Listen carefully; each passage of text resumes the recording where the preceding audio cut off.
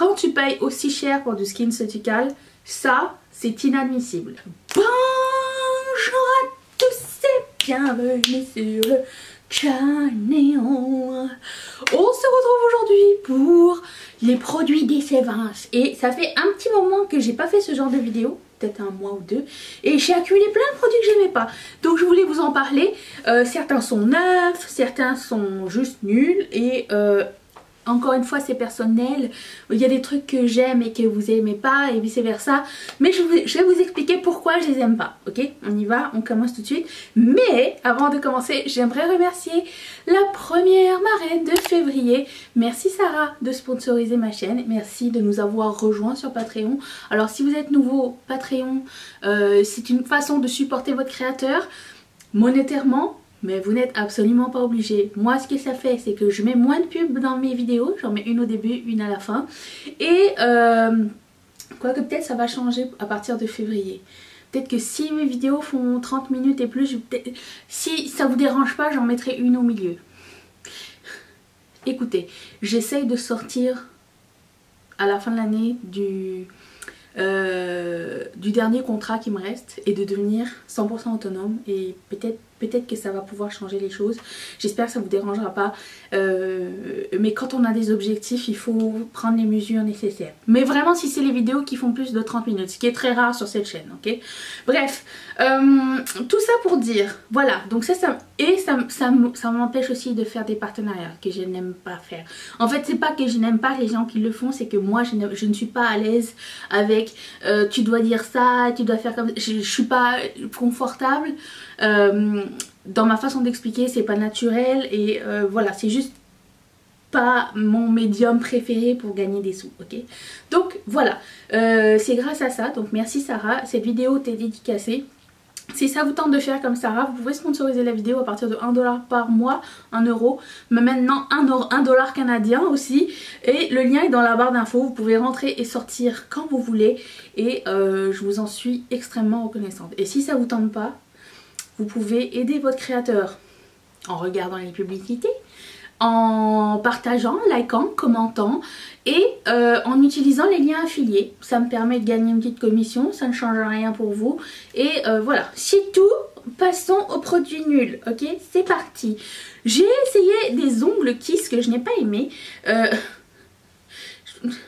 Ceux-ci n'étaient pas très bien. Ils se sont cassés. La qualité n'était pas génialissime. C'était une collection de Noël. Comme je vous l'ai dit plusieurs fois, Kiss, leur collection, quand c'est des collections édition limitée, Noël ou Halloween, la qualité n'est vraiment pas la même. Les détails ne sont pas les mêmes. Lui, j'ai eu du mal à trouver la taille pour mon petit doigt et c'était un petit peu chiant. En plus de ça, quand ils font des collections limitées pour les fêtes, ils mettent pas de petits stickers dedans, donc il faut que tu ailles les chercher ailleurs. Ils laissent la colle par contre, mais ça m'embête un petit peu. Donc il y a ça. Et cela c'est leur collection Masterpiece. Et je dois vous dire que c'est une des collections qui coûte un peu plus cher parce que c'est des vrais cristaux et c'est super joli. Mais je sais pas, des fois il y a des ongles Kiss qui restent super bien, comme ceux que j'avais précédemment. Bon là je les ai enlevés parce qu'aujourd'hui je dois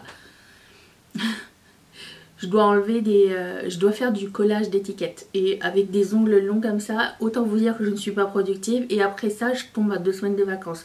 Donc il faut vraiment que ce soit terminé aujourd'hui. Avec des ongles c'est beaucoup plus lent qu'on le pense. Mais enfin, 2 semaines de vacances, donc 4 jours que je travaillerai pas quoi. Mais anyways, là-bas, parce que je travaillerai chez moi, les ongles restaient pas sur moi, et j'ai pas compris pourquoi. Il y a des modèles comme ça pop, il y a des modèles ça reste très longtemps, et j'ai pas compris. Donc ceux-là c'est les Masterpiece, mais vraiment ça dépend des gens et tout. Alors les modèles je sais jamais où ils sont écrits, des fois c'est écrit en haut, des fois c'est écrit en bas. Il y a jamais, c'est pas très bien fait. Bref, tout ça pour dire que c'est pas très constant. J'ai abusé sur... Oh, j'ai de la glue gun ici. Mais bravo. C'est comme si j'avais une toile d'araignée. N'importe quoi. Anyways. suivant, j'ai ce pinceau de Sol Body. C'est supposé être le pinceau que tu mets de leurs produits, leur Glow Oil ou Shimmer, et tu fais comme ça avec le pinceau. Et il devient gras très vite et impossible à laver. Voilà, et le gras part difficilement et je trouve pas ça pratique pour appliquer un produit huileux en plus. Donc je trouve que ça c'est pas utile. Et tu perds énormément de produits dans le pinceau aussi. En fait j'ai pas compris comment faire. J'utilise mes mains, je me retrouve avec du shimmer sur les mains, c'est pas grave, tu te laves les mains. Ou alors tes mains sont glowy, c'est pas un problème non plus. Hein. Mais je n'achèterai plus de trucs comme ça pour me badigeonner, pour me moindre le corps. Donc non, ça j'aime pas. Alors ça c'était mon premier essai de MAC, le Powder Kiss Liquid Lip Color. Je l'ai mis une seule fois. C'est la couleur Crossfade et j'étais un peu déçue. J'ai pas eu une première bonne expérience avec ce produit là. J'ai pas tellement aimé la texture. C'était une espèce de baume fuyant. Ça ne reste pas, ça ne tinte pas. La couleur, pourtant c'est le genre de couleur que j'adore, mais je sais pas, c'était un petit peu asséchant, c'était mousse et c'est le genre de couleur que j'adore porter, mais c'était pas flatteur sur moi du tout. Et le feeling, on aurait dit comme un baume à lèvres cireux, mousse et coloré, mais j'aime pas en fait. Donc j'en rachèterai pas, j'ai pas eu une super bonne impression, un bon feeling avec ça. On dirait vraiment comme... ça serait bien en blush genre, ça serait une bonne texture de blush. Mais vous voyez comment ça fade, et ça fade rapidement. Ça c'est juste sur ma main, imagine sur ma bouche. Et ça laisse pas un super tint après. J'aime pas tellement. Alors ça, je pense que j'en ai déjà parlé 1000 fois, mais ce produit de Chanel, oh, c'était une horreur sur moi. Perfection Lumière Velvet, teint effet flouteur SPF 15. Ça oxyde comme jamais j'ai vu un produit oxydé. Faisons une démonstration. Parce que sur le coup ça va. Je vais mettre une goutte. Une goutte hein. Et ça va oxyder super rapidement. Ça va devenir orange. Vous voyez ? Vous voyez que ça devient orange? Mais on le voit genre à l'œil nu quoi. Je le vois se transformer, on dirait un rouge à lèvres là. Et dans la journée ça devient pire en pire. Moi j'étais Oompa Loompa en l'espace de quelques minutes. Le temps que ça sèche. Là c'est encore mouillé. Quand ça va sécher c'est pire. J'ai pas compris ce produit, c'était...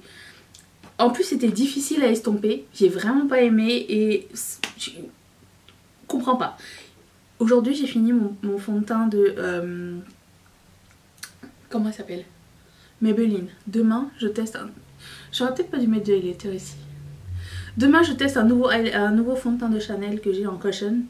J'ai peu d'espoir, hein. Je ne me cacherai pas, mais je vais l'essayer parce que je l'ai eu en cadeau et de la part de ma meilleure amie. Et je me suis dit bah je vais l'essayer quand même.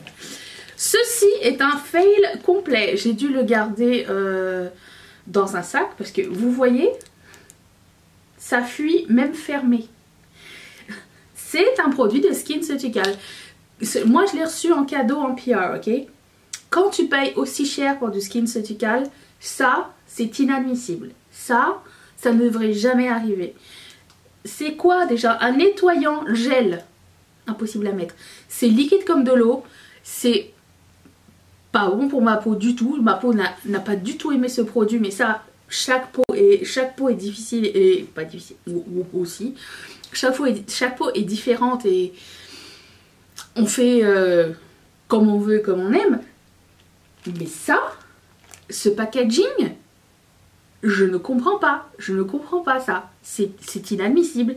Donc non seulement c'était pas bon pour ma peau, mais en plus de ça c'était pas bon pour mon moral.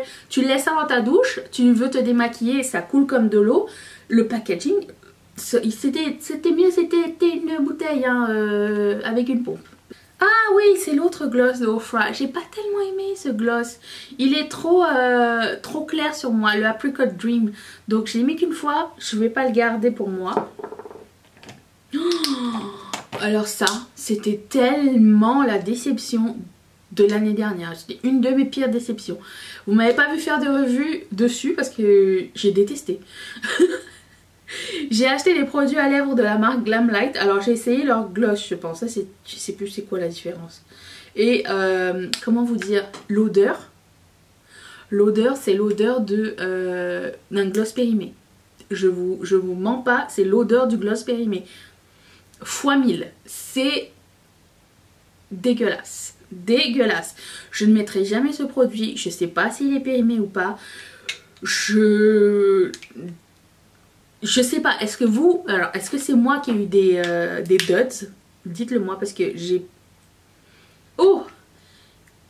L'expérience a été merdique.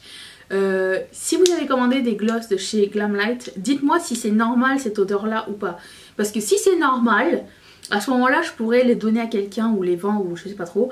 Et si c'est pas normal... Ben c'est parce je les ai reçus pourris. Voilà, c'est tout. Je les ai reçus, je les ai mis pas longtemps après. Ensuite, ça j'étais un petit peu déçue. C'était, vous savez, les Make Up Forever en bâton avec glitter comme ça. J'en ai reçu 4 de la part de la marque. Les 3 autres faisaient très bien leur travail. C'est un fini. Alors, il y a des paillettes sur le tour, ok? On est d'accord. Les paillettes ne vont pas transférer sur le maquillage, enfin sur le rouge à lèvres. C'est pas un problème, on sait que c'est pour être joli tout ça, mais des fois le bâton est un peu métallique, un petit peu pailleté tout ça, donc il y a quand même un effet sympa. Lui c'est un brun crème, et puis c'est tout. Alors certes c'est une très belle couleur, puisque je vais le garder parce que c'est une belle couleur, hein. Mais à quoi ça sert alors? Parce qu'il... Non, c'est très décevant. Toi tu t'attends à ce qu'il y ait des paillettes et tout, ou qu'il y ait un effet métallique, il n'y a absolument rien. Update du fond de teint, c'est horrible. J'ai essayé le High Gloss de Colourpop, espérant que c'était le High Gloss qui allait fonctionner. Alors, en tant que tel,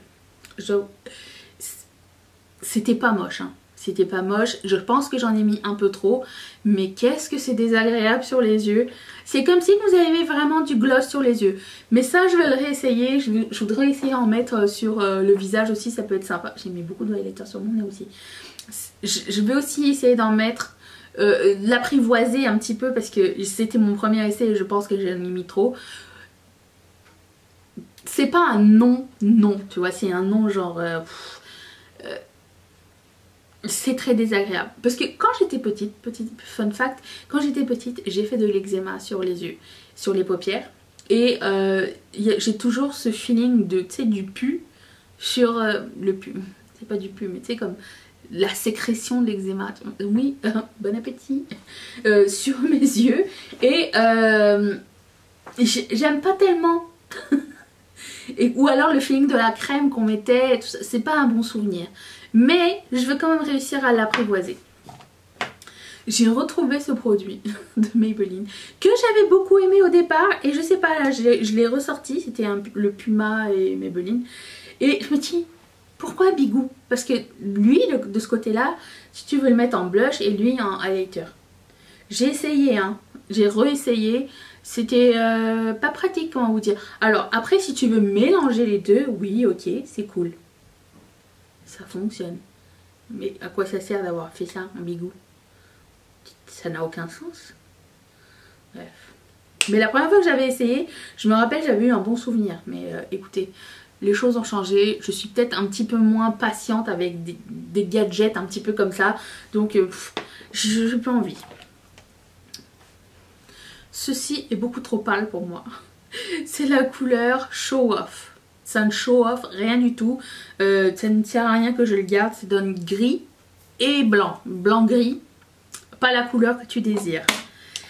Ensuite, alors je voulais vous parler de ce mascara parce que je sais que c'est un mascara très populaire auprès des jeunes et moins jeunes. Non mais c'est un mascara très populaire et j'ai pas compris C'est le It Cosmetics Super Hero Mascara. Super Hero. Je n'ai pas vu qu'est-ce qu'il y avait de spécial dedans. Mais absolument pas. Alors peut-être, est-ce que c'est parce que j'ai eu l'échantillon? Je ne sais pas du tout. Mais j'ai pas du tout aimé ce mascara. C'était pas... ça ne bat pas un Maybelline pour moi. Voilà, c'est tout ce que je veux dire. En plus, c'est un truc cher. Alors, j'avais mis ça dans mes produits d'essayage.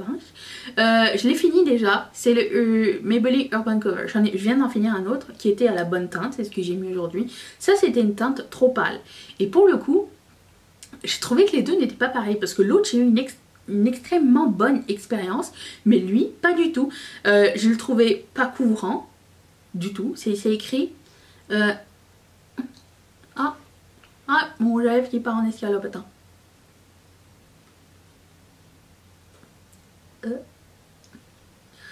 Normalement je l'aurais mangé hein, mais comme je suis à la télé, non. Et ouais, ça se dit couvrant. Mais c'était pas couvrant. Alors est-ce que c'est parce que c'était pas ma bonne couleur? Peut-être. Mais mais on s'en fout en fait. Si c'est clair, c'est couvrant. Ça doit être couvrant clair. Mais c'était pas couvrant. L'autre était couvrant. Je n'ai pas compris. Je n'ai pas aimé celui-ci. Qui est le 128 Nu Chaud. Warm Nude. Qu'est-ce que j'ai dedans? Je me rappelle plus, ça fait longtemps que j'ai fait mon panier.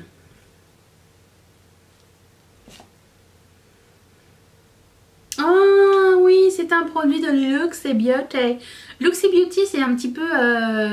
un jour ça va pas très bien. C'est la couleur Salted Caramel et... alors c'est beau hein.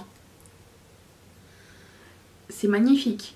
Premièrement, je trouve que les swatchs ne sont jamais comme les swatchs du site. Et j'ai vu quelqu'un commenter sous une de leurs photos en disant mais comment vous faites pour avoir toutes ces couleurs sur vos swatchs? Parce que moi je mets ça sur mes yeux, ça ne donne jamais la même chose. Et eux ils ont répondu ah oui c'est un swatch vraiment exagéré, on en met vraiment beaucoup pour que ça donne ça. Ah bah oui mais c'est pas très réaliste du coup. Je pense pas que je continuerai à acheter cette marque là en fait. Alors certes c'est cool parce que ça coûte pas cher, ça vous permet de tester les duochrome, multichrome et tout ça. Mais en plus de ça, les formules d'un fard à paupières à l'autre sont pas pareilles du tout. Des fois vous en avez qui sont un petit peu iridescents, vous en avez qui sont multichrome un peu satinés, vous en avez qui sont un peu trop gras, et sont tous dans la même catégorie.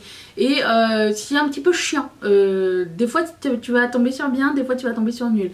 Donc je préfère mettre mes sous dans quelque chose de plus intéressant, de plus wow, de moins décevant et de pas avoir dépensé pour rien. Que vous voyez ce que je veux dire? C'est pas oui, je suis contente d'avoir essayé hein, mais voilà, c'est tout ce que je voulais dire. Et pour finir, il y a ce Herborian CC Cream. Est-ce que j'en ai déjà parlé? Je ne sais plus. Mais juste pour vous dire, j'aime et j'aime pas ce produit. Je l'aime parce que il donne vraiment un super bel effet. Vraiment, c'était un CC Cream pour le contour des yeux.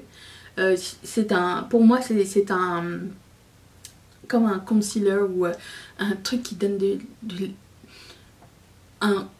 j'arrive plus à parler, un dessous d'œil vraiment très joli. Le seul truc qui m'énerve c'est qu'il faut que tu l'estompes pendant 10 000 ans et il est blanc au début et si tu l'estompes pas bien ou si t'en mets trop, bah, ça reste gris.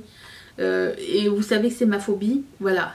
Au début il sort blanc comme ça, alors il faut, vous voyez, il faut travailler. Premièrement c'est long, je trouve, pour travailler un concealer, surtout quand c'est sous le dessous d'œil. T'as pas envie de passer 1000 ans à frotter ton dessous d'œil. Alors oui, tu passes. Mais au final c'est beau. Mais j'ai pas envie que ça prenne du temps premièrement. J'ai pas envie de prendre le risque que ça reste gris. Et en plus de ça, j'ai pas envie de trop jouer sous mon dessous d'œil. En général mon dessous d'œil, je prends mon concealer et je prends ce petit pinceau et je tapote seulement mon concealer quand j'en mets, mais c'est tout. Je fais pas genre ou alors vous voyez, alors si je fais juste ça avec ça, ça va jamais estomper. Donc c'est ça qui est un peu chiant, voilà. Mais ça serait c'est le produit parfait pour partir en vacances. C'est le genre de truc que je mettrais sur tout mon visage. Je frotte comme ça. Je frotte pas mon dessous d'œil, sur tout le reste du visage. Et ça donne un super joli teint. Tu te maquilles vite fait ou quoi. Ça c'est génial. Alors j'aimerais bien le garder pour mon prochain voyage qui n'aura jamais lieu. Mais je ne déteste pas ce produit. C'est juste que je le trouve pas pratique du tout. Voilà. Update fond de teint. C'est incroyable. Voilà pour cette vidéo, j'espère que ça vous a plu, vous avez appris de nouvelles choses. J'ai hâte d'entendre votre feedback au sujet des gloss Glamlight. Parce que c'est vraiment dommage, j'en ai mis un seul des deux. L'autre, j'ai juste ouvert, je fais comme non, ça sera pas possible. Donc voilà, je vous retrouve donc demain pour une prochaine vidéo. Project Pan. Est-ce que vous allez être là? J'ai hâte de vous revoir et je vous dis à demain. Et merci encore à toi Sarah. Bye.